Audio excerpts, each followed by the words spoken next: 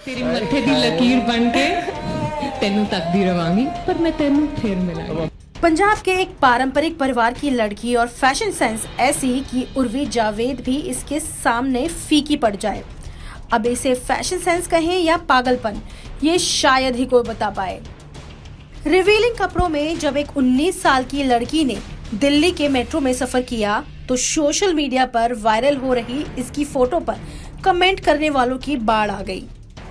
कुछ यूजर्स ने इसे फैशन कहा तो कई इसे सिरे से नकारते नजर आए और मेट्रो में ऐसे कपड़े पहनने का विरोध किया।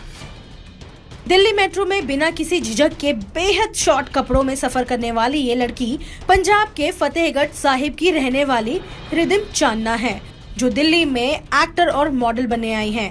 रिदिम दिल्ली के एक एक्टिंग स्कूल में एक्टिंग भी सीख रही हैं।